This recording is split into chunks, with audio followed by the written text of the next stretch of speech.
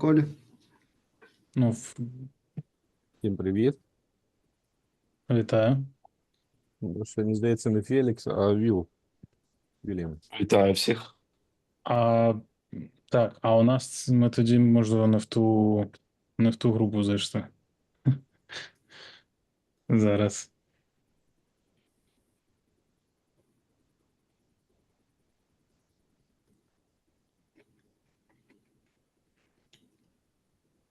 Hello everyone, how are you doing? Гей! Hello, Good. Felix. Cool. All right.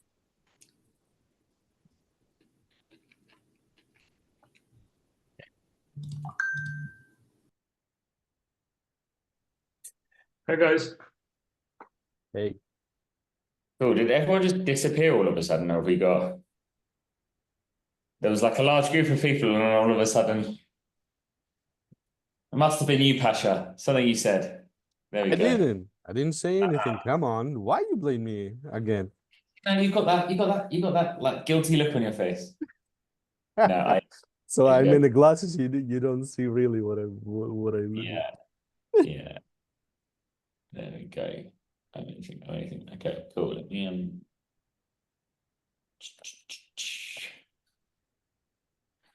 All right. So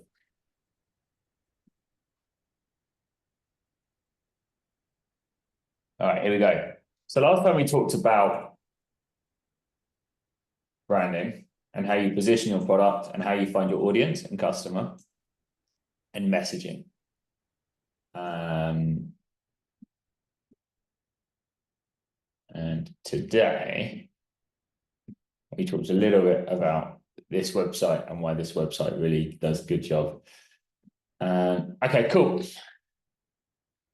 Have we got? So hang on, the time now is, I'll give like 1 more minute before we just let people join. If anyone is going to join, I feel. Was there a lecture before? Was there a meeting before?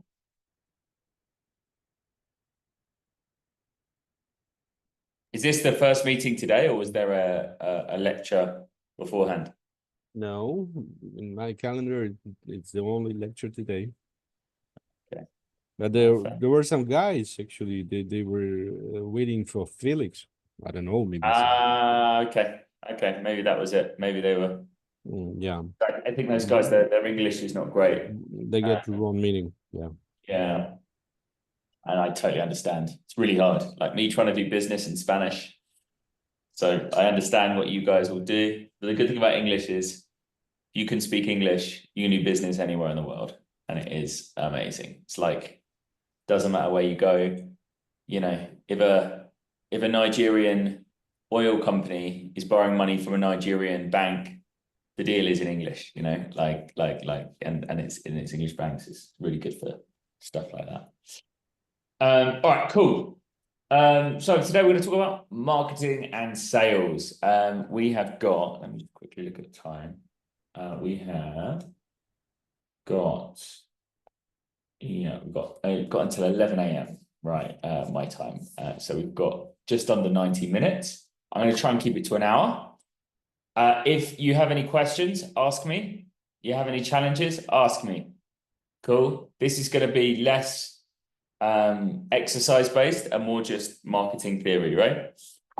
So when we look at marketing, there's actually we'd say 2 types of marketing, right? B2B and B2C, right? And the fundamental difference between B2B, in fact, B2B and B2C, is that with B2B, you have multiple people within an organization you're selling to. And the sales process is often a higher transaction value with more complexity. And so in a B2B sales environment, you are often spending a lot of money or time building relationships. Whereas in B2C, you're spending a lot of your time in messaging and marketing. So the goal with B2C is to get your product in front of loads of people and get them to click buy. In B2B, it's to open up and build relationships with your target customer. So there are two different strategies that you want to employ. So, but both have the same funnel. We call this the marketing pipeline. And I've got to show you another example. And the whole goal is that you can measure how effective your marketing is based on these 5 stages. So first of all, awareness. Like, to what extent are people aware? Like, I'm aware of Elon Musk, but I don't necessarily like him, right? But I'm still aware of him, right? Consideration is, am I interested in finding out more? So, hey, I know that your business exists, but I don't really care about it. Followed by, I know your business exists. I'd love to know what you do. I might like to know what you've got to sell, right? Then, okay, I want to buy, right? Followed by, I want to keep buying, right? And then the best stage of all, I'm going to recommend you to my friends, right? Now, what we generally do for the first 4 stages of this, or the first 3 stages-ish, is we call it a marketing funnel. You might have heard this term before. And the goal is to basically pour people into the top of this funnel and see how many people you get out the bottom, right? So if you're getting lots of awareness, but very little interest, then that might mean your messaging is wrong, or it might mean that your product is something that people don't want to buy, or it might be that you're targeting the wrong people. The awareness that you're generating is with the wrong people, right? Next up is interest. If you're getting interest, but people aren't necessarily like moving on to wanting to purchase, right? Then maybe there is a complex. Maybe the information you have for the product is not easy to understand. Maybe your website isn't converting. Maybe it's loading slowly. Or maybe the sales points that you used in your messaging don't align with what your website says. That's a really common one with startups. They keep on changing their messaging, but they don't change their website. So, I'm buying, one thing, and then I get to the website and there's no reference to it, right? It's a very common one. Desire is, how do I want to do it, right? Now, with small products, it's not an issue, but like if I desire Gravity Fellow, right, I need to spend $250,000, right, minimum, right? So I've got to really want it, because I don't have $250,000. I've got to want Gravity Fellow more than I want a house, right? It's not great. So desire is about about that interest. And then finally, it's the actual clicking buy. How do I get people to buy? So in my last business, which was a co-living space, this channel, the awareness, we put out loads of social media posts. We actually made a video, it went viral. And then we also just went out to a lot of friends and previous customers, and we said, hey, just tell people about us. Then they'd go to the website and they would enter their name and email address, right? So this would show the conversion, the awareness to interest. We then send them an email saying, hey, I just want to confirm all these things you told us. Are they correct, right? It's automated, but it's us asking them because we wanted to check engagement, right? Then what we would do is we have a call with them, right? Hey, you want to come? Let me answer all the questions you have. And then they would book, and we'd send them all the information they need, right? So that way we could measure the funnel, right? How many people saw the ad? How many people gave the email address? How many people responded to the email that we sent? And then how many people actually responded to the call? And then how many people actually went and bought, right?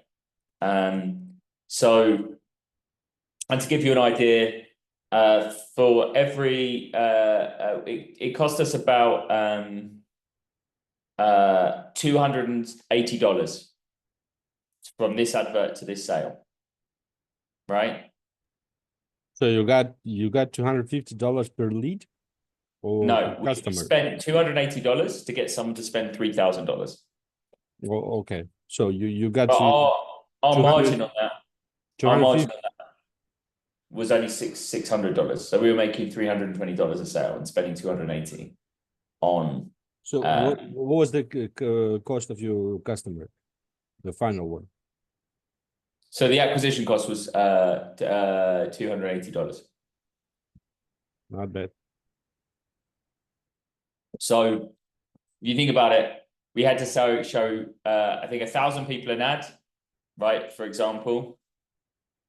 And then we would get maybe 10 signups, and then we'd get maybe 5 replies to the email. We'd get maybe 3 phone calls, and then we'd get between 2 and 3 bookings once we had the phone call, right? So as you move down the funnel, the conversion rate's a lot better. So awareness, how do your customers find out about you, right? It's a question for you guys. I'm going to say, Nicoletta, how do you find customers at the moment?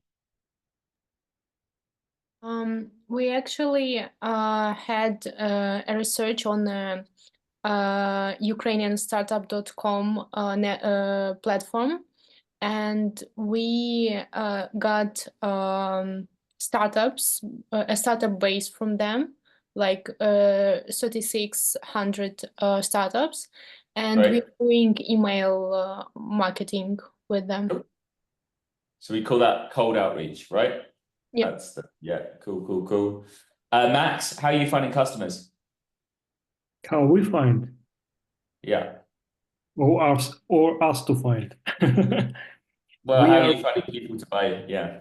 We are researching the internet, and we find some company which we interest in are, and after that we look at the LinkedIn to find some important person to, and after that to connect and write the email Yeah. to make a meeting. So cold outreach again, yeah? Yep. Okay.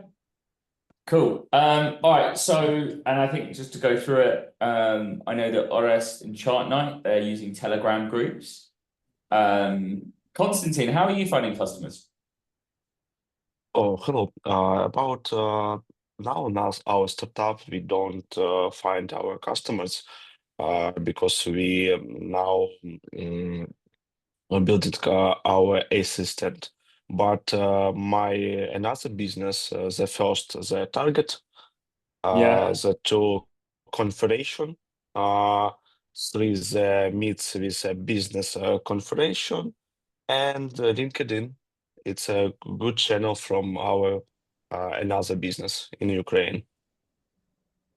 Cool. Okay, that sounds cool. All right, amazing. I'm just thinking, Pasha, I know that you're looking for sort of big ticket sales. Oh, there we go. Dimitro, you're up. How do you find your customers? Wow. How to find? I tested my system right now with my Twitter, with social media. It's my way to find some customers. Okay, cool. All right, social media, boom. Awesome. Okay, cool. So yeah, I mean, there are many ways to find customers. I think a lot of businesses these days are B2B, so it's all about cold outreach, which is probably the worst way to find customers, full stop. Just because I don't know about you, but I get like about 20 people every day wanting to be my friend on LinkedIn, and they say, "Hey, we've got so much in common, please add me." And you're like, "I'm never going to buy anything from you, go fuck yourself." So like, I think cold outreach has become increasingly hard.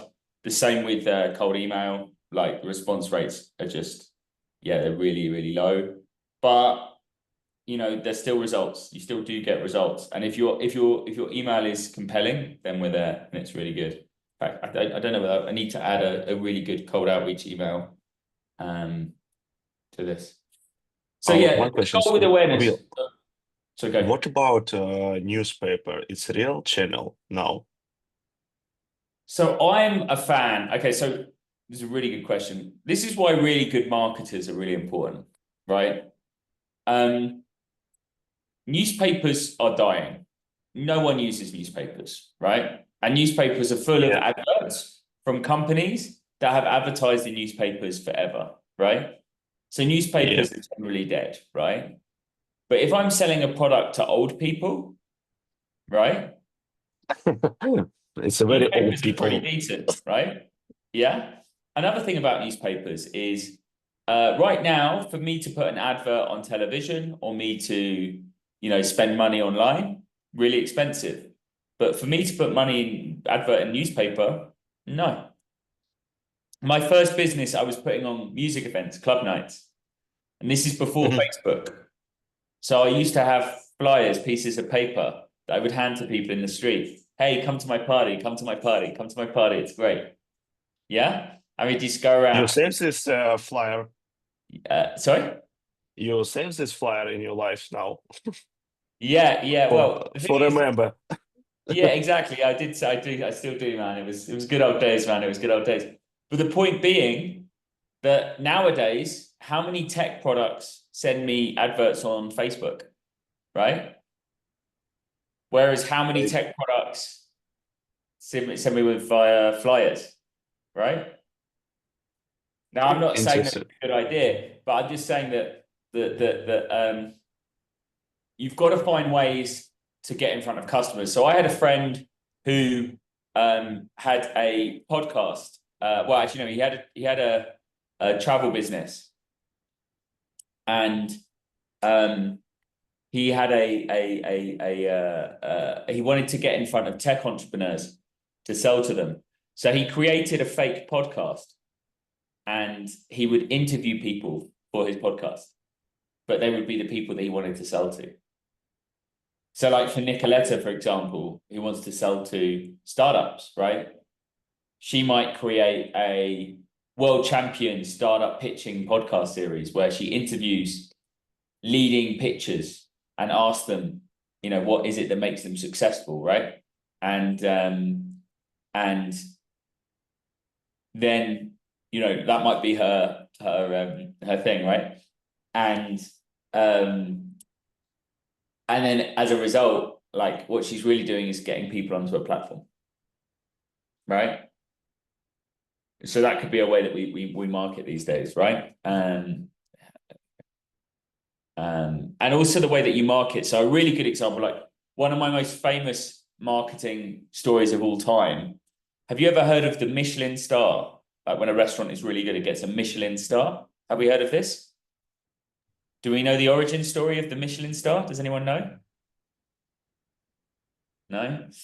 So Michelin is a French company, and they make tires, right?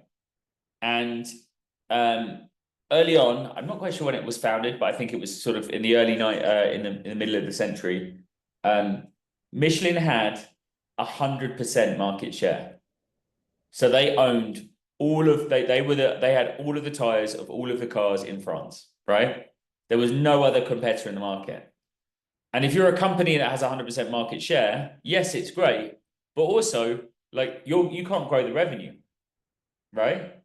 So the marketing team was tasked with an idea, like how can we increase the amount of driving? Because more driving means more tire usage. More tire usage means that we need to replace the tires more, which means more sales, right? So how can we get people to drive more? And it being France, that has a huge gastronomy, they thought, why don't we create a guide to restaurants that you can drive to, right? And if that happens, then we can get more people. And originally, one Michelin star meant this restaurant's very good. If you're driving past, it's worth stopping, right?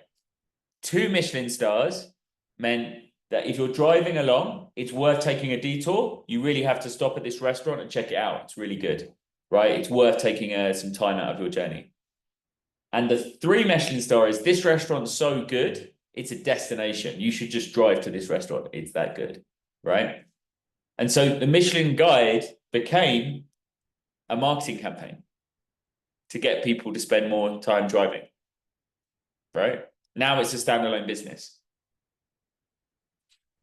So awareness. When we're driving awareness in our business, we are trying to get our brand in front of as many people as possible, right? And you should be measuring this approach by looking at, in a digital world, it's a lot easier. You can look at number of impressions, click-throughs to websites, number of websites that contact you, right? So here's an example of one of the campaigns that we ran, just really understanding. We spent £100, 4,000 people got to see it. Some of them saw it more than once. 81 clicked on the image, 887 people engaged with the post, liked it, right? 29 reactions. Click-through rate was about 2%, right? This is just from testing. So this is how we can measure awareness. How effective was our marketing? So one of the truths of modern marketing is that there's so much noise. In our lifetime, we see, I mean, if you live in a city like New York, you can see anywhere up to 12,000 adverts a day, right? Everyone's competing for your attention. Rah, rah, rah, rah, rah, rah, rah. Like your attention is getting drained by everyone, right? And what that means is that we really want to optimize our conversion, right? If we're spending so much money getting someone's attention, we don't want to waste it, right? So we need to understand how people are interacting with us. So if we're spending a lot of money getting people on our website, how do we understand what they want? And we live in a, sorry, I don't know why this is.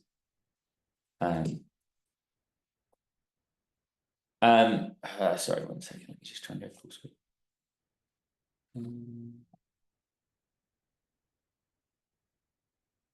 Oh.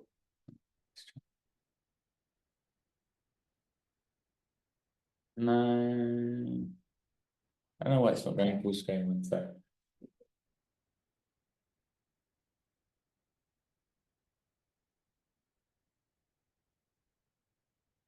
I will. You just have to get a reduced form. Sorry, guys. That's good. Just leave it here. Cool. So we have to use our website to understand our customers, right? So this is various campaigns that we've done within messaging, right? And what we see is over the session period, right? 29,000 users went to our website, right? And had 35,000 sessions, right? But the bounce rate, which is basically people who go to your website and then leave immediately, right? Is 2/3, 63%. So for every 100 people that hit my website, 64 just go straight away, right? So this campaign, my website right now, what this is telling me is less people are going to my website, but fewer people are leaving, and they're actually spending more time on my website versus before. So what that means is less people are visiting my website, but the people that are visiting my website are more relevant to what I'm doing, which means my campaign is working, right? And then we can also understand, like, where is the traffic coming from, right? Like, where is this coming from? And most of it's coming from AdWords in this case, right? Paid search, right? I've got some from social, right? And then when they hit my website, where do they go? Now we list all of our products, right? So I can understand which of our products are more into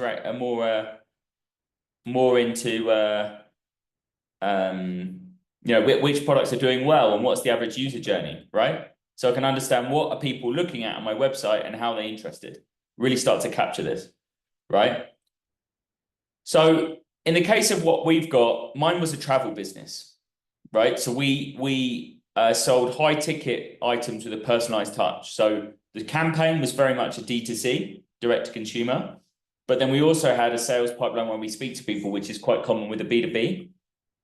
So this is why we use this as an example, because if you're doing an e-commerce website, the goal is that people would click without speaking to a buyer, right? Now with us, because we had people on it, we used a sales CRM. I mean, you should always use sales CRM.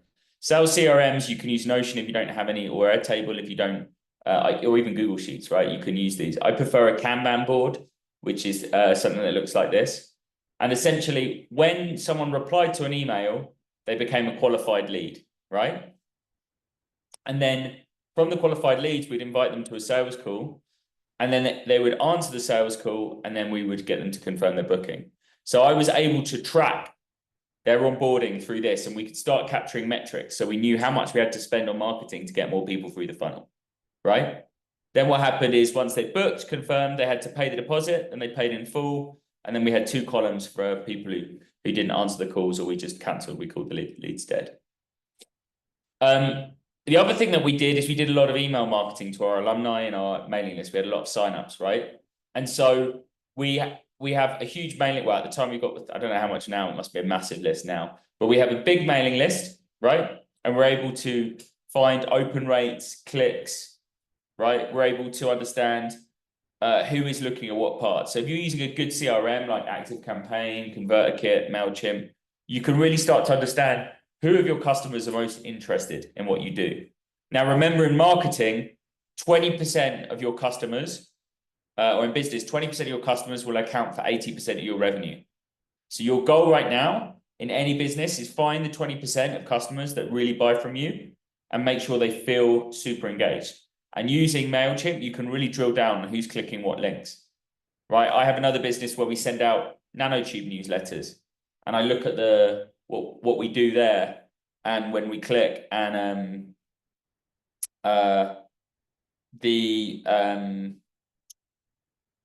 when you click on those links, one of the things is some of them might be interested in stories about batteries, others might be interested in stories about electrical wires using nanotechnology. And so I'm able to identify different customer segments and then send it to the sales team, so that the sales team can reach out and say, hey, we just got this really cool battery nanotube. Would you like to give it a go? Right, so next, right, once we understand what they want, how do we get them to buy, right? So, this is, the funnel, right?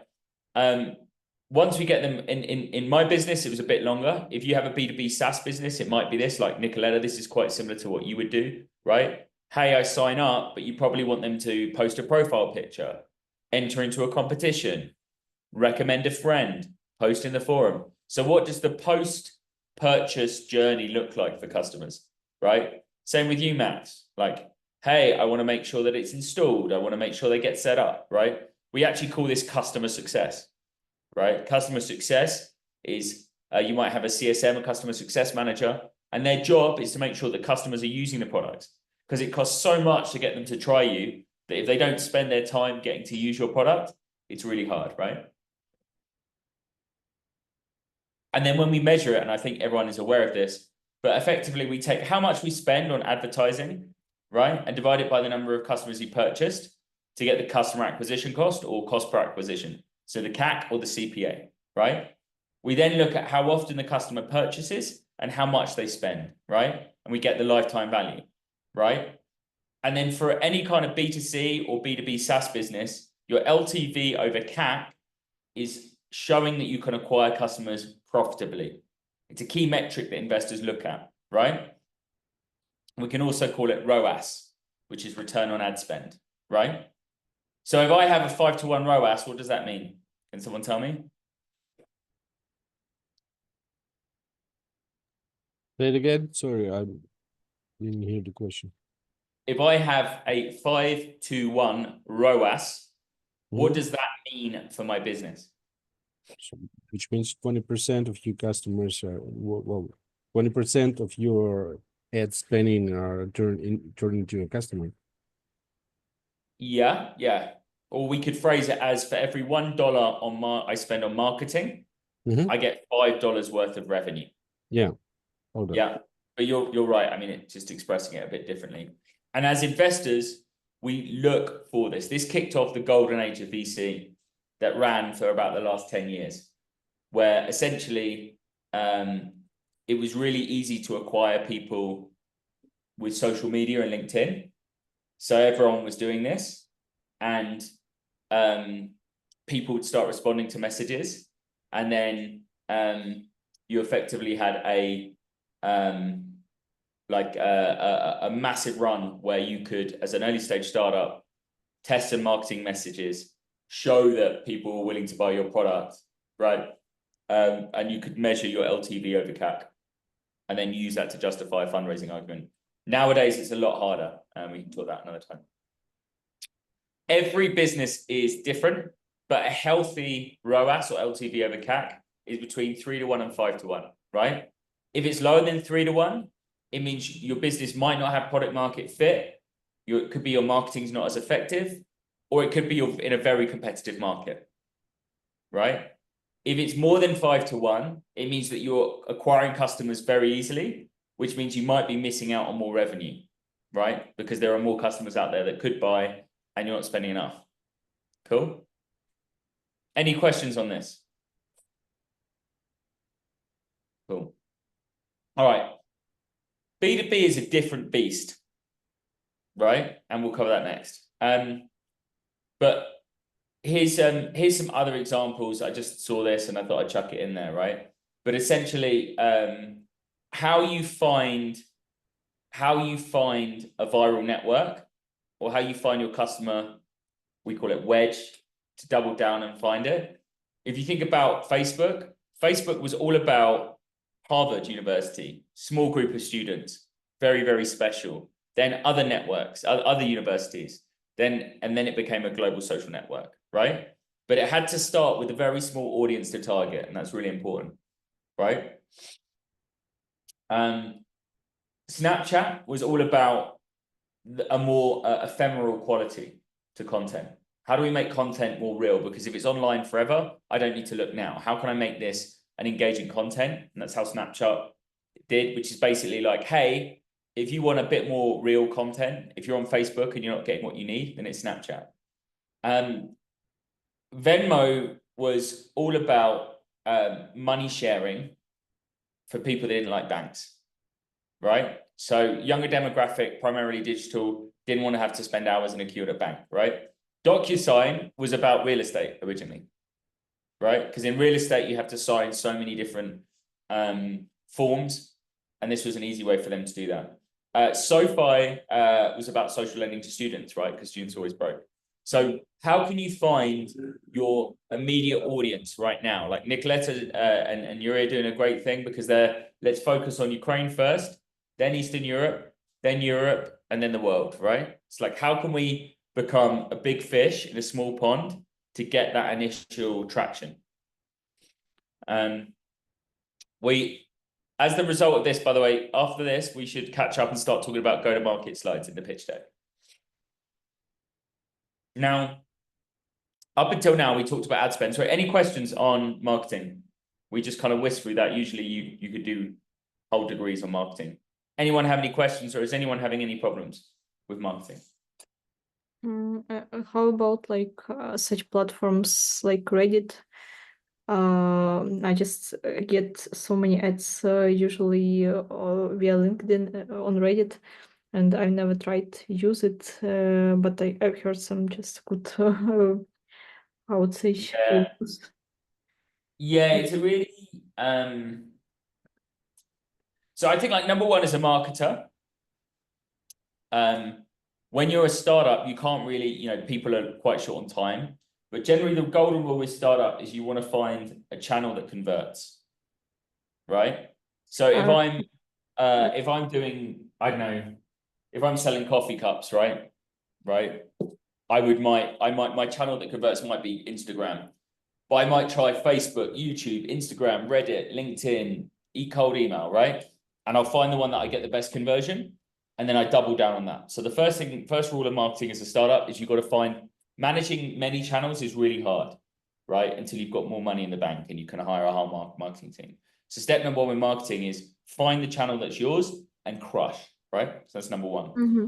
And I wanted to ask about like this also, just for future, I would say, how to find the proper communication channel that just could fit our probably customers, that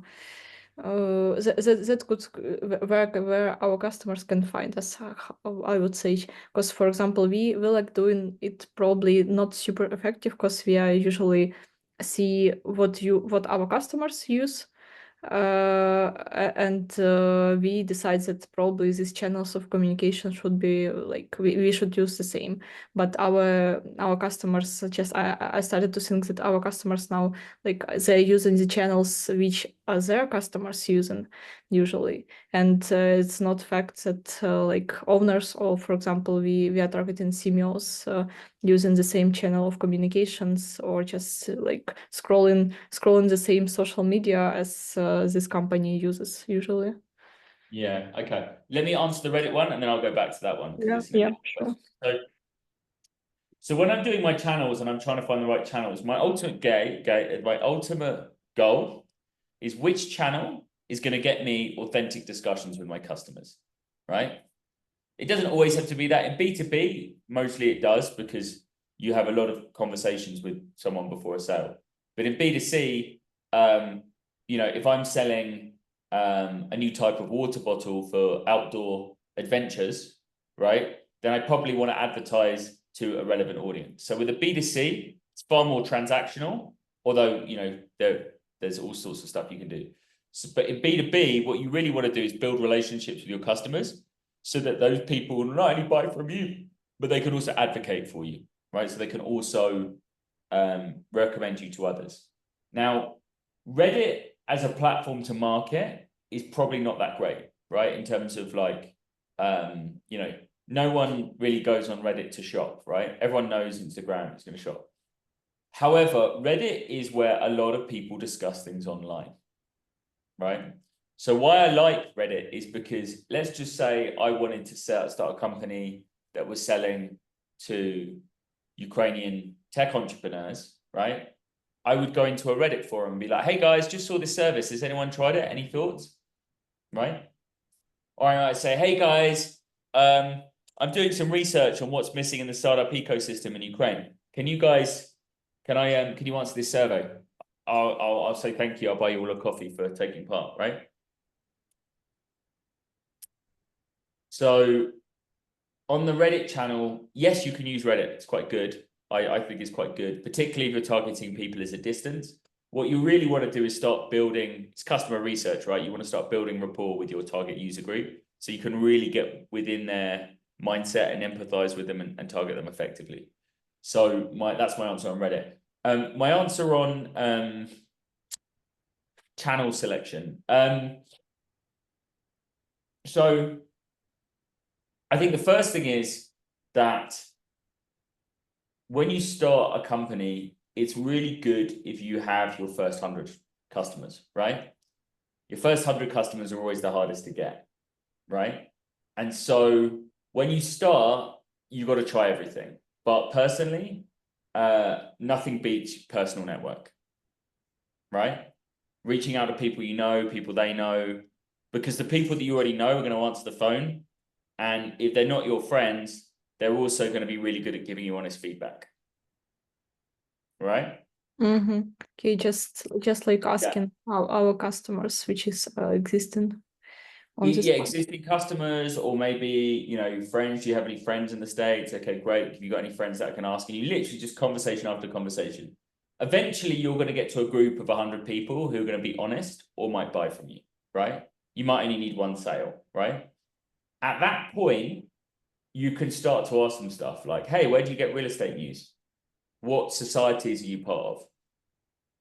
Right? Mm-hmm. When's the last time you signed up for software? What was it? How did you hear about it? Mm-hmm. Right?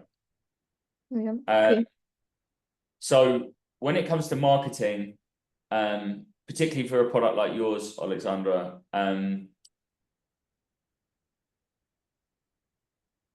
because of the nature of the industry you're targeting, it's so much better if you could just get in front of people and really just start to understand, right? So like a really good example is you could go to, the Texas Real Estate Development Gazette, right? Like there's probably a newspaper or a newsletter for Texas, right? And you call them up and say, hey, can you do a story on us? We'll pay you. Right? And it's like, how do you appear in people's minds? So remember when we talked about HSBC last time? HSBC had this campaign where as you were taking off from your airport, the sky bridge, the bridge that connects the plane to the airport would have HSBC on it. And then you'd take off from London and you would land in Toronto. And then all of a sudden, wham, HSBC. And then you'd fly to Hong Kong and then it would have the same thing. Now, if you flew between London, Hong Kong and, Toronto, right, you would think HSBC is everywhere. But actually, HSBC only advertised, I think, at something like 40 airports, right? But they just knew which airports to go for because they knew which airports their customers were based at. So if you were in London and you were traveling, you'd see HSBC everywhere. You would just think, oh my God, this bank is everywhere. But if you weren't their customer, you'd hardly see it. You wouldn't know who they were. Right? The same thing happened in, I think it was 2016, right? In fact, it did happen in 2016, I think, where essentially people in the United Kingdom had a referendum as to whether they wanted to be part of the European Union or not. And if you were, young and liberal and really into the idea of like unity and global stuff, right? Everyone would vote. Of course, you want to be in the EU. We fucking love the EU. It's great, right? Meanwhile, if you were poor in a mining town with no jobs in the countryside, right? You would see adverts like immigrants are stealing your jobs. Immigrants have destroyed the UK. The European Union wants to control the UK and destroy the UK. So the ads that I'm seeing are like, fucking, yeah, let's go, Europe, it's great, right? And yet the large majority of the population outside of the urban centers are getting adverts saying, Europe is destroying the United Kingdom. Do you really want that to happen? Right? And so the Leave campaign was very clever in the way that it targeted. It's the same tactics used by Trump, right? Where, Trump lost every debate he ever got in. Every interview was full of holes and lies. Every election campaign that he had was full of holes and lies. He's on trial for multiple crimes. He's basically corrupt, right? But his marketing team are very good at getting the right message to the right person at the right time. Meanwhile, Kamala Harris, oh, well, we're all about this and that and this. And oh, yeah, well, it's right to vote for us. But that's not something I can action. Her advertising campaign sucks, right? Whereas Trump is about getting in the right people in the right place in the right states. Yeah. But Kamala was trying to activate like probably young audience on TikTok, and young audience just doesn't like going to the election, so voting in whole. So yeah, that's probably. There are many other factors, but you are right. There was a TikTok audience. That's not just the case, but you are right. Presidential campaigns are massive advertising campaigns, so there's so many complexities that it's not like A or B.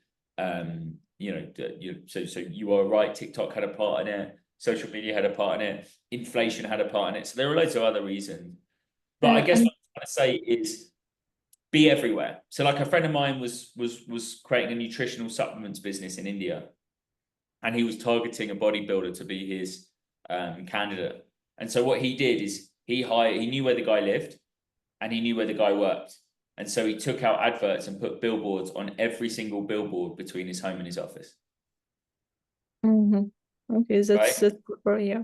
And just that's curious thing, like on which stage you said about like campaign in Britain. Just I'm trying to use it like in a business life, because even when the person is like for something, it has some beliefs in that, like it already supports like EU or it's against EU, he or she against EU.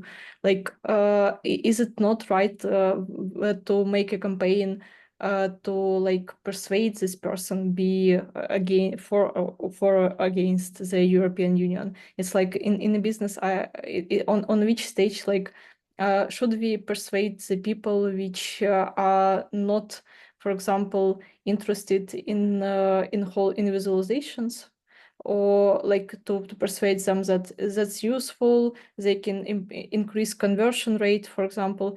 Or should we like target only the audience which is already interested in doing that, but it's like chooses between different companies, and we can like we can convince this company just to choose our solution?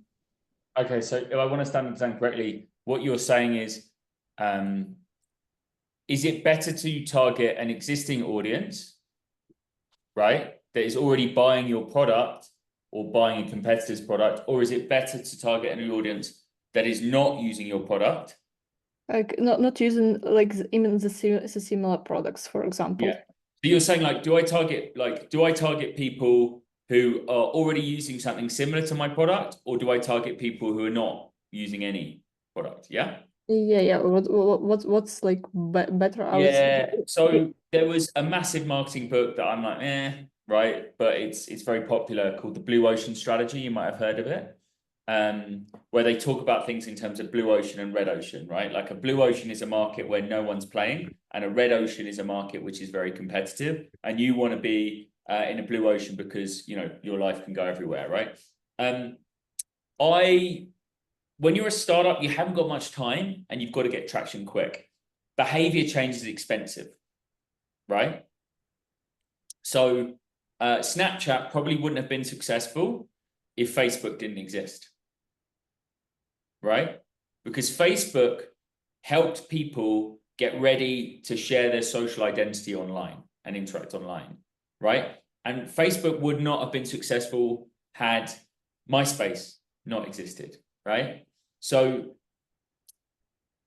behavior change is really expensive. So when I'm an early stage startup, it's a lot easier to get someone who is buying a similar product to buy mine than it is to get someone who doesn't understand the product, right, to try something new, right? So an example, Uber was the first massive, in fact, Lyft was the first ride-sharing service, but Uber and Lyft, first ride-sharing services, right? And then Taxify, Cabify, Bolt, Gojek, Grab, Didi, all of these taxi companies, ride-sharing apps came from the fact that Uber already did the groundwork, right? So I think the answer for me, it's a personal thing, but for me, it's a lot easier in the beginning to get someone who is buying something adjacent to you, right, than to buy the product than it is to get someone who's not using it. So an example would be if someone's doing 3D photography or, you know, renders based on architectural drawings, right? It's a lot easier for you to sell to that person with a better product that's cheaper than it would be to get someone who's not using that process. Does that answer your question? Yeah. Thank you. Awesome. Any other question? Yeah, I have one question. We really need your opinion. My question is, can a startup become successful without any marketing at all, like in the old days, organically with virus effect or booming effect, something that it? Yeah, you know that Tesla doesn't advertise? No. Tesla is the most valuable car company in the world. It does not advertise. Maybe Elon Musk is the biggest advertised company in the world. Maybe. So with 20 yeah, if you're audience. buying something, if you're building something that legitimately impacts people, then people will use it, right? The problem is that with a startup, often our upfront costs are very high, so we need to get growth. So we have to spend in order to grow. So yes, it is possible. Yes, it is possible to market without anything. It's a really good example. Has anyone ever heard of Alice Cooper? He was like a glam rock musician. I love glam rock, but I don't remember who is it. Alice Cooper? No? Oh, of course, yeah. Yeah. So Alice Cooper, right? Bad He's going eater. to play the United Kingdom. He's going to play the UK. I know. Right? Yeah. And they're like, how can we promote him? Now, the UK at the time, I mean, it still is a very conservative country, right? So people thought Alice Cooper was like the devil, right? So nobody wanted to advertise his concert because they thought that it would be, you know, he was bringing the devil, right, to the UK, right? So he asked some British people, he said, what is the most, or his publicist was like, what is the most common thing British people do, right? And in the UK, we have this thing called the Today program. So every day on Radio 4 at 7 a.m., right, there is a program where they go 2 hours of what is happening in the world, daily news, right? It's so important, right, that when the British nuclear submarines, right, if they lose contact with the UK in the event of a nuclear war, right, they will try and tune into the Today program. I And have been watching the boat movie. I remember. Yeah? Yeah. All right, cool. But that's the thing. Like, if the Because British submarines yeah, try and tune into the Today program and they can't hear it, okay. then it means the UK's been destroyed in a nuclear attack, right? And that's the launch code. Go launch nukes. Go nuke Russia, right? Now, But that's it how important it is. wasn't illegal, I guess. Well, so I mean, we could talk about the actual like nuclear infrastructure of the UK maybe another time because it's fascinating. But the point I'm making, this Today program is so important. And so he asked, well, you know, what is it that people do? And it covers, well, they cover the news, they cover this, there's the traffic, there's the weather. And he's like, oh, right. Tell me about the traffic. And I said, well, like, you know, London's a very busy city. And, you know, the cars try and avoid the traffic. So he was like, okay, great. So what he does is he hires a bus and he gets loads of girls dressed in, you know, tight clothing and him with his guitar. And they go down to Piccadilly Circus, which is right in the middle of London. And then what they do is they take all the petrol out of the car, of the bus, so it breaks down, right? And then they start playing a concert. And he's just like singing on the bus in the middle of town. And the police are like, you've got to move the car. And he's like, well, I can't, the car's broken down, right? So then what happens? Well, the Today program get the news of it. Just to let you know, there's been a huge accident or a huge breakdown in the middle of town. Alice Cooper, a touring musician, his tour bus is broken down in the middle of town and he's currently playing a concert. There is a 10-mile tailback. Please avoid Piccadilly Circus. Right? Now every radio station is shouting about it. Everyone's moaning. Have you heard about Alice Cooper? He bloody broke down the whole of London's traffic. Who is this Alice Cooper? Now everyone who's a rebel. Oh my God, who's this? Oh wow, his music's rebellious. Boom. Fills out Wembley Stadium. Right? The point I'm making is that when you've got a good product and you have a good lesson, you have a good message, right? You can create environments where you don't have to spend that much money. Right? When everyone was locked down in COVID, my last business would send you an Instagram message saying, you were paying $1,500 to live in London and you can't even leave your apartment. Or you could come live on a paradise beach in the Caribbean and have the time of your life. Would you like to come? And what happened? Obvious. Yeah. Well, we're now the largest digital nomad travel operator. Right, we've got very profitable business. Very good, right? If podcasters are genuinely having a problem, if realtors are genuinely having a problem, if startup pitchers are really having a problem, right? If recycling cups is a big problem, if energy generation is a really big problem, then it's very easy to tell the story. And that's why customer research is really important. Because if you understand with explicit detail, ultimate precision, what is the problem that you are facing and who is experiencing that problem? And then you build a message around it, you can't fuck with that. People will buy. Cool. I just got to speed up, so I'm going to try and be really quick on the B2B stuff. So with the B2C business, If your marketing campaign is successful, your customer's usually ready to buy by the time they hit your site. I want it, right? So your site's got to be really quick, right? So I'm just going to go to it like, right. If you go to Dollar Shave Club, right? So number one, it's AdWords, loads really quickly, right? This image is probably low resolution, so it loads quickly, right?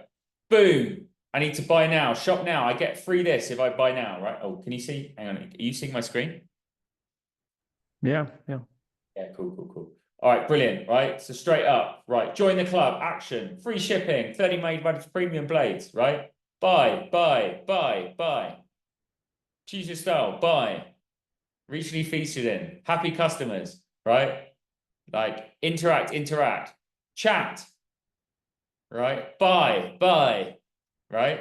So if I, buy, right? Buy, right? So this whole site is there to help me go. This company's valued over $1 billion, right? So if you look at various things, like this is the mobile site, right? Click, one click pay, subscribe here, buy now, pay later, free delivery, free shipping, right? Links, upsell, add-ons, right? This is how your website should be optimized if you're selling a B2C product, right? Or a B2B SaaS product. Make it very easy to buy instantly, and then just loads of reasons why you should buy now. There's loads of websites out there to do this, right? Like you don't need to code WordPress, right? There's Squarespace, Wix, Shopify. I mean, Shopify is like fucking huge, right? Shopify, I think, is one of the largest economies in the world, right? If it was a country, it would be like top 20 or something. It's insane, right? So just think about like how, use existing software to get your response. When it comes to B2B, it's all about relationships, right? The sales are usually very high margin and they're very large contracts, right? Which means they're slow and you need to do a lot of convincing, right? So when you're doing a B2B sale, it's still the same pipeline. It's just that you've got to start with working around a lead and trying to build a relationship with that customer. So the marketing or the awareness segment of B2B is much more centered around human touch points, right? So events, panels, keynotes, getting people in the room, conferences, getting people in the room, sponsoring, right? I'd like, sponsoring a sports team, right? Or maybe sponsoring a newsletter, and then taking people out for lunch, getting to know what there's going on. Like, hey, I really like your company. I'm operating in the space. Can I buy you lunch, right? So Alexandra, for you, for example, like if you really are serious about the States, you would fly to Texas and you would just take a bunch of realtors out for lunch. Hey, I'm going to be in Austin next week. Wondered if you're around. I would love to just like catch up, hear how you're doing, grab lunch, my shout. Right? It's okay just to tell like the person you don't know that you want just to meet and talk. If you have the right message, yeah. Okay, I've never tried. There's a mobile phone application called Tinder, right? Yeah, and on Tinder, I know. if you want to date someone, right, you just say, hey, I'd like to date you, right? Yeah, but intention, right? on Tinder, everybody knows like the purpose of this meeting, and during Yeah. like when But on you LinkedIn, tell it's not something. that different, right? Like, I'm not saying it's dating. You should never date through LinkedIn, and be really freaked out. Be careful. Don't ever, put anything in a romantic context. But, hit up a realtor. Hey, just to let you know, I'm coming through your neck of the wood next week, right? Would love to buy you lunch. Love to know what it's like, what's happening in your world. Like, hey, I'm coming through. We're looking at entering the real estate market, or we're looking at helping realtors in Texas grow. I'm just wondering if you'd be interested in grabbing lunch, right? My shout. That's number one. Number two could be, hi, you live in Austin. I'm arranging an event, how to optimize your real estate sales. So it's going to be a free sales course for realtors in Texas, where we share best practices of how to sell houses, right? Step 1 is lead development. Step 2 is an expert speaker. Step 3 is a coach. Step 4 is use VRNet, right? Does that make sense, Alex? Yeah, Alex, yeah, I got it. That's interesting. That's how you build relationships, right? You've Yeah. got that advisor in Texas already. Be like, hey, I'm going to arrange a dinner party for realtors. Can you, you know, sometimes realtors don't want to be in the same room though, so just be careful of how you position it, right?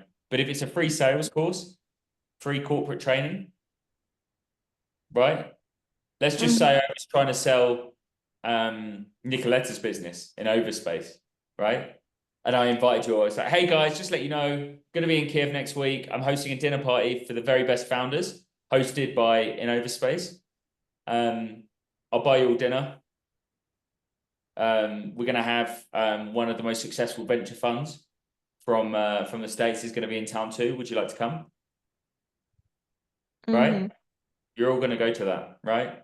And hey, what tips do you have as an investor? Well, guess what? Tip number 4 is register for in Overspace, right? And compete in a pitch competition. Okay, it's okay absolutely to like say openly where you want from person, like when you inviting him or her for dinner or something like this. Like Be authentic. Don't like I don't answer LinkedIn outreach from people that are like, hey, we're in the same network. Oh, hey, I noticed that you're a founder too. Oh, hey, we have friends in common. Right? It's all bullshit, right? yeah, I got If someone says, hi, Will, I saw that you do a lot of work with Ukrainian founders. I'm really interested in understanding how I can better help Ukrainian founders. I'm going to be in Mexico City next week. I just wondered if you want to grab a coffee. My shout. I'm going to say yes to that. Okay. Maybe I won't, but 1 in 3 people will. Or Okay. like, hi, Will, I noticed that you are you spend a lot of time coaching founders. I have some free resources for coaching people that I would love to share with you. 0 expectation. I just want to help founders be successful. Is it all right if we grab a coffee? I'd love to hear some feedback or what you'd like to add to it. Right? Maybe that's the thing. Actually, this is how you target me. Like, hi, Will. I really care about the Ukrainian tech ecosystem.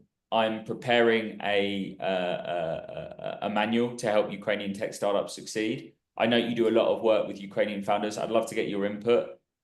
Would you be able to contribute to it?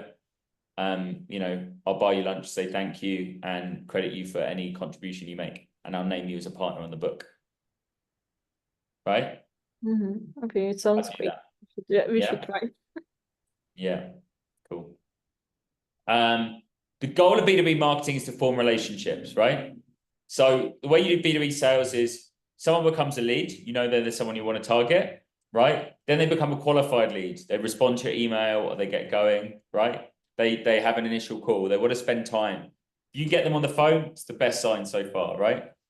Then it's a proposal, right? Like, hey, we had this conversation. You might have a few leads, a few follow-ups or whatever, right?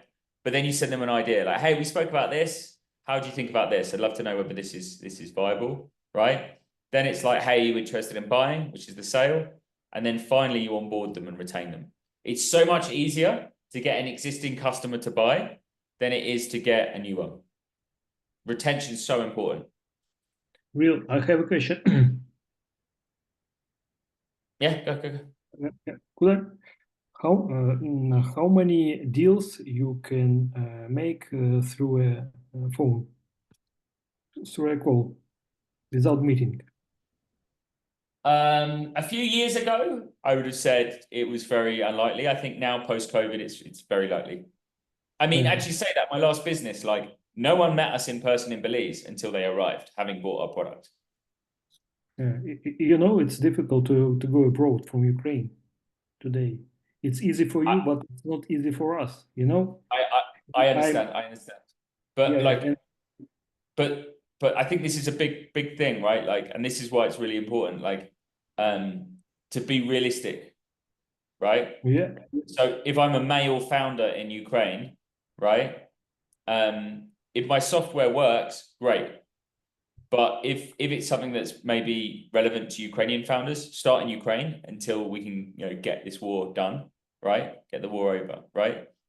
If you're a female founder, obviously it's a lot easier, but it's still hard, right? And also money as well, right? Like to go to USA, very expensive. It's expensive for me, right? So if you're going to go to the States, it's going to be really expensive. So we've got to think of like, okay, well, what can we do here to empathize with people, right? And it is possible to sell online. Do you have some maybe experience about some initial people in the local market? For example, I have some question, and I would like to meet with some people, some important people in Great Britain. Maybe it should be good to have some people who can approach like a face from your project, from your country, and to propose some products to match. Is it possible? So in the British recycling sector, it's not somewhere like I have a network, and I haven't been in the UK for almost 5 years now. But I think it really depends on what you do, right? So a really good example, recycling is a niche, right? Yeah. And there are European recycling festivals, there are European online recycling seminars, there's European impact startups, there are like many online events, seminars that you can join, right? Yeah. For example, in November, it was a big meeting in Slack in Helsinki last year. Yeah. Really good example. And we would like to go there, but it wasn't because of difficult situation, and we cannot abroad. And I wrote some email to the organization to make some connections through online, but it wasn't happening. Yeah, it's not easy, right? I'm not going to pretend it's easy, but the goal is to use your limitations and turn them into strengths, right? Okay. Thank you. So so use this time to perfect your product and deploy it in Ukraine whilst joining online forums, right? And trying to connect with people online where possible. And, when the war is over, you can obviously travel a lot more and you'll have had the time to prove your product out, right? There's this brilliant bit. Have you ever read the book, The Count of Monte Cristo by Alexander Dumas? Right? It's about this guy who gets very unjustly imprisoned and he gets locked up in a prison and he spends 10 years in a prison away from the woman he loves and away from his success, right? And it just so happens that the guy who lives in the cell next to him is a teacher. And he spends the 10 years learning from this teacher, learning languages, learning how to act in high society, learning how to fight with swords, right? Just getting better and better and better, right? And he uses the 10 years in jail, in prison, to his advantage, right? So the question is, how can we use our advantage? How can we use what we're experiencing to advantage? Like a really good example right now is before the war, Ukraine was a super corrupt country, and there's still loads of corruption in Ukraine. But a lot of the corruption is gone, right? Because the government is using the war as a way to root out all of the corrupt people, right? Whether you believe it or not, it's a different story, right? That's an example. Another example would be, well, it's a really good example. Like after World War I, Germany was broke and bankrupt. In fact, even after World War II, right? But Germany was a mess, right? But because the people had nothing, they had to work really, really hard in order to build stuff. And they basically rebuilt Germany from a flattened country into the third largest economy in the world. And the same thing happened in Japan, which Germany's now number 4, but in the 90s, Japan was number 2, Germany was number 3, right? Korea, I think, is number 11. Same thing. All the countries that got destroyed, they used the fact that the country was destroyed to rebuild better and stronger, right? And so the question is, how do we use the strengths of, or how do we use the challenges of Ukraine right now as a country to make businesses stronger and better, right? Because if you can start a business in a war, then imagine how good your business is going to be in peacetime, right? The best businesses start in down cycles in markets. If you look at all the big companies now, YouTube, Facebook, Google, Amazon, they all started during recessions. So if you can't see people now and sell in the UK, let's build the network online. Let's talk about what you're doing online. Let's perfect the technology in Ukraine and then grow, right? But right now, focus on getting the product viable in Ukraine and then expand. Other businesses like Nicoletta and Dimitros, those are online businesses. So you would buy from those people online. I have a similar story. 1 year ago, I have a offer from the ICU Foundation. Yeah. They just said like, you need to be in Poland, and we give to you check. We give to you money, but not huge sum. It's just 10,000 USD. But unfortunately, I can't visit Poland right now, and just Oh, lose man. all opportunities with that too. Yeah, okay. Well, I'm sorry to hear that, but I you know, the world will, I think just, yeah, the reality of the situation, right? You know, adapting to the reality of your situation is the way to build resilience and strength, right? Like, I think that's a really important thing. There was What doesn't kill us? yeah. There's a really good example with the American colonel who was in the Hanoi Hilton during the Vietnam War, and he was the most senior person captured by the Vietnamese, and he basically kept the prisoners together, kept them morally strong, despite the fact that he was like beaten and tortured every day for like 5 years, right? And he was asked like, how did you get through it? And he said it was really, really simple, right? You just got to adapt to the reality of your situation and accept the worst case. And he was like, I was just very accepting. I might die anytime, but I also knew that we were going to make it through. So like, accept the worst case and then work backwards. Plan for the worst, right? Hope for the best, right? And he was able to do that and inspire his men. And then when he was released, he got all sorts of medals. And I think he said that as like chief of staff or a senior rank in the Admiralty at one point. So, but the point being that that if we can turn, you know, Winston Churchill said, "Never waste a good crisis," right? And I think it's really important. Like we've got to make the best option with what's available to us right now, right? And I think that's one of the things. If you look at the Ukrainian tech market, the reason why Ukrainian startups are great is because they have no choice, right? In America, starting a business isn't a lifestyle choice, right? But in Ukraine, the domestic economy is weak, right? And the abundance of tech skills is strong. So of course you want to start businesses because you're not going to trade with Russia, fuck Russia, right? So let's build an online economy. And that's why Ukrainian startup ecosystem is the fastest growing in Europe, right? Straight up. Anyway, I just got to quickly whiz through this because we haven't got much time left. So I just want to say one of the most important things ever is messaging, right? The sales email. It needs to be short, to the point, tailored, it needs to have a sequence, right?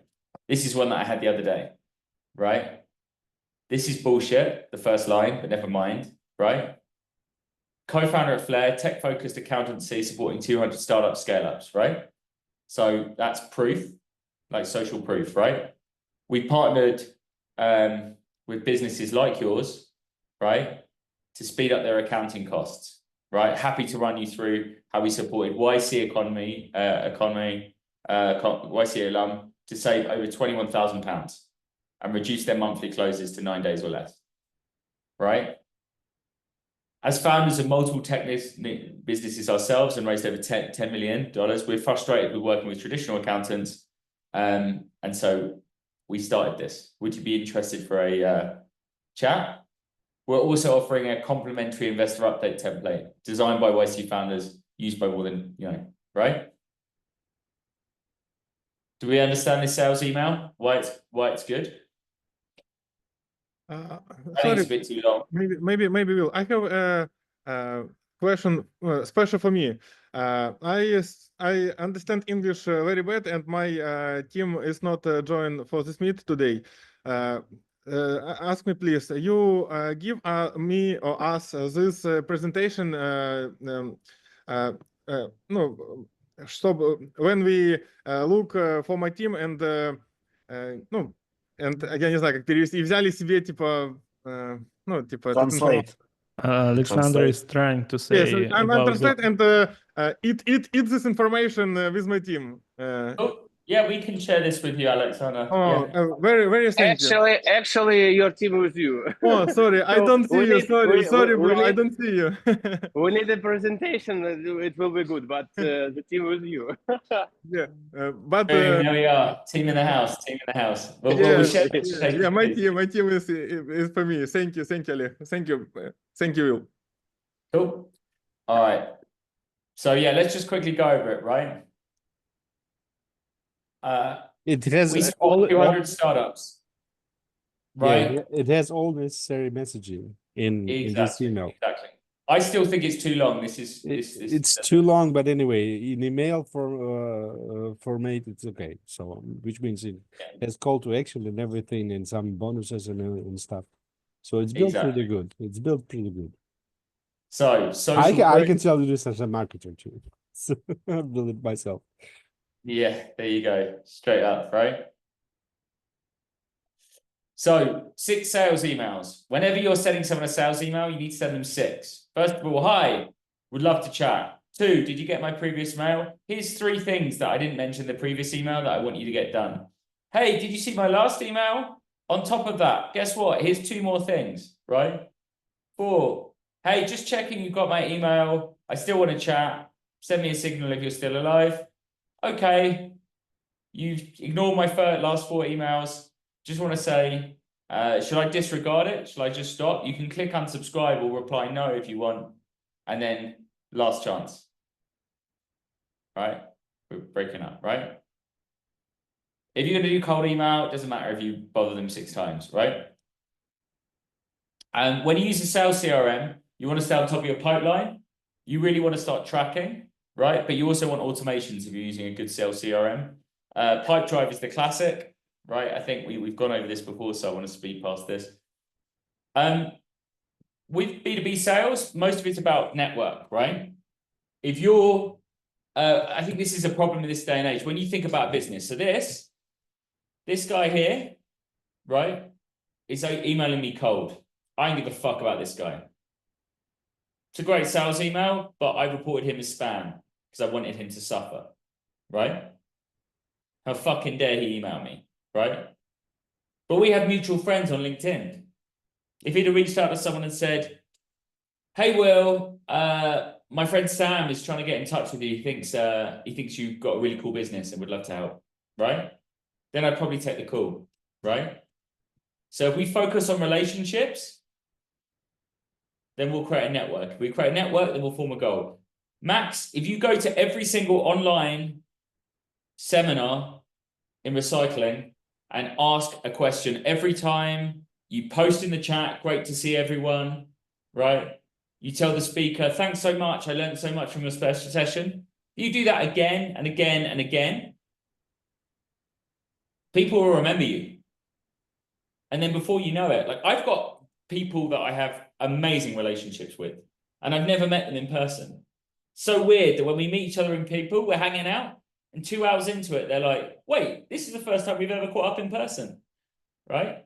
I know right now that if I'm in Kiev and we're hanging out, it's not going to be weird. Why? Because we spent so long speaking over the last few months.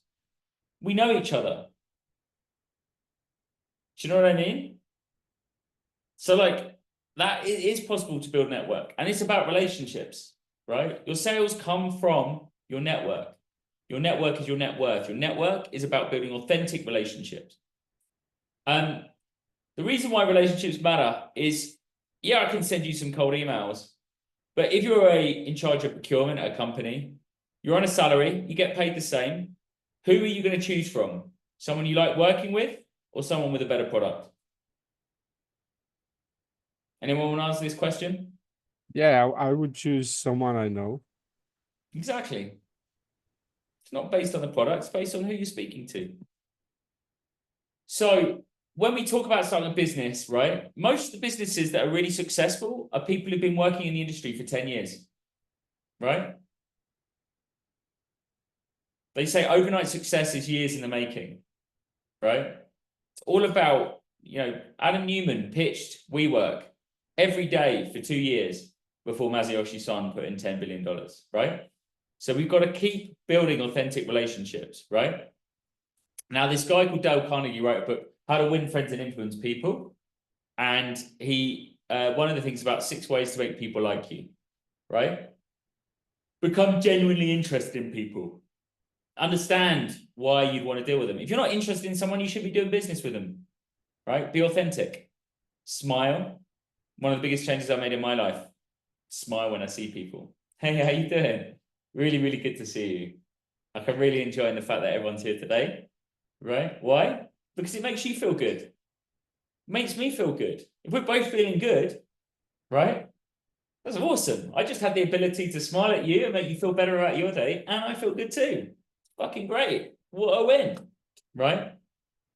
Now, the thing is, Dimitro, when I'm selling to you, and I really, really, really want you to understand, I want you to know that Will understands Dimitro deeply, and that Dimitro has got this vision for podcasting that makes podcasting better for all. And that's why I want Dimitro's name to be the most important voice in podcasting, right? Now, everyone else on the call probably didn't think anything of that, right? But Dimitro is thinking, shit, that's my name. Yeah, that's me. Yeah, that's me, right? So if you're selling to someone, and you can tell if you're being sold to by a sales pro, because it'll be like, Nicoletta, I just wanted to say it's been really good speaking to you today. I really love your product. And I think if everyone in the world was like Nicoletta, then the startup ecosystem would be a lot stronger, right? So when we're selling to people, we don't have to be inauthentic. Remember their name. When I have meetings with people, I try to learn the pronunciation of their name, particularly when it's harder, right? And if you've got someone's person's name, it makes them feel seen. So it's really important. Listen. There's this brilliant film called Fight Club, and there's a quote from that where it says, people don't listen, they wait for their turn to speak, right? But be listening. You listen to what people have to say, right? And be engaging. If I'm an active listener, I'd be like, why do you care about podcasting, Dimitro? Max, what is it about recycling that makes it, you know, really, really focused onto you? Or Alexandra, tell me how you ended up in real estate, or, you know, crypto trading. How did that start, right? Whatever it is, we've all got ways that we can unlock relationships by listening to people. Also, that email from Sam, right, says, this is me. I want you this. Buy my service. Me. Buy. Now. Right? Fuck this guy. Right? Whereas if it's like, hey man, what's going on in your world? What do you need right now? Oh, right, I'm not a podcaster, but I'll introduce you to my friend, right? That's a different story, right? So when you're speaking to people, it's not about what you want, it's about what other people want. So understand their needs and see if you can meet them. And then finally, make someone feel important and do it sincerely. Being fake is lame, but being authentic is a wonderful, right? Most people get on with their lives and they barely get seen and they're miserable, right? And you could go to these people and be like, hey, I can see that you work really hard. And I see that you're probably the glue that keeps the company together. So I'm just really appreciate that you found time in your busy schedule to speak to me, because I'm still learning about this industry. And when I meet you, it makes me feel like I understand more about it. So I want to say thank you for your time. Is there any way I can help you? Right? And if not, maybe next time I'm in Kiev, can I buy you a coffee? I'd love to know more about what you're working on. Right? I'm going to zoom through the rest, right? Because we're low on time. Make a good impression. Keep outreach emails short. Avoid spelling mistakes. Find mutual friends. If you're, depending on your audience, dress smartly for the meeting. Don't be late. If it's an investor pitch, test comms in advance. Listen. Know who they are before you get on the call. LinkedIn's amazing. I don't have a meeting these days with someone new without researching them first. Speeds up the conversation, gives me an almost Jedi-like quality as to what motivates them. Understand what you want from the meeting, be clear. And then finally show that you value them. If there's one piece of advice when making a sale, listen to what they say and repeat exactly what they said to you but in your own words. Right? At the end of the call, hey, I've been really good. What it sounds like is you've got a need to recycle, but you're really struggling to work out how. Is that right? Right? They'll feel like you've been listening to you. Remember, the relationship with them is more important than any sale, right? If you try and force a sale, it will destroy the relationship. Trust is earned in drops and lost in buckets. And we've done this, the influences, but the principles of persuasion, reciprocity, give someone and they'll give back, right? Commitment. If you deliver on all your returns, like all the follow-ups that you said you were going to do and deliver on what you're going to do, commitment. How you do business with someone before you do a deal is how you'll do business after. So it shows, right? Third, social proof. People don't make decisions based on what they want. They make decisions based on what other people want, right? Liking. If you smile, say hello. This is how you get people like you. Authority. I'm a doctor, or I've been working in this industry for 20 years. And then finally, hey, I'm not going to work with everyone. I've only got room for 10 clients, and I've got 9 signed up, and I've got 3 people for the last spot. Do you want to come in? Right? When you're selling to big enterprises and governments, it's a long time. It can take 18 months to sell. So be really clear. Nepotism is everything. Find people they know. Build relationships through LinkedIn. Be authentic. Don't try and sell to them immediately. Just retweet their tweets or comment on what they post on LinkedIn, or, you know, if they post on Instagram, comment in the comments, right? Understand tender process and understand what their budget cycle is. I don't want to do the right. So keep an eye out for signals when you're selling to someone. If they're slow to respond, they could be disinterested. They're handing over to someone, they're just going to say no, but they're just being too polite, right? Be careful. Don't waste your time on people that are saying no, right? If they look like they're going to say no, trying to preserve the relationship. Like, hey, no worries. I really enjoyed speaking to you. How about I circle back in a few months, right? Reduce barriers to a yes, right? So if someone if you want to get someone to buy $100,000 from you, right?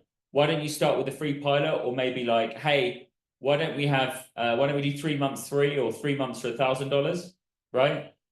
And then see how we get on. And then I'm taking a bit of risk, so are you, right? And like, hey, if it doesn't work out, 0 money back guaranteed, 0 need to buy, right? You want to like reduce barriers to arrest. Yes. You want to reduce any risks. Build trust. Remember, when you're selling to people and they decide to buy from you, they might lose their job if you fuck up. So you've got to build trust with them. They've got to trust you, and you've got to respect the fact that you're trusting you, because if you fuck up, they'll get fired, right? If you succeed, they'll take the credit, right? Champion them. Success for them is success for you, right? If your product succeeds, let them take the credit. Then they become dependent on you for their success.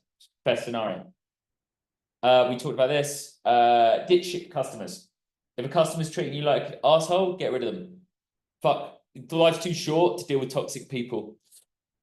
When you're trying to close a contract, listen to what you say on a sales call, repeat what they said back to them, and then follow it up in the email. Send a proposal, have a call to discuss feedback, follow the call with a summary and vice proposal, respond immediately to any request, and then like basically incorporate everything, and then you agree, right? The most important thing is, some people, like, I fucking hate wasted phone calls, right? So some people would rather just do everything with via text or email. That's fine as well.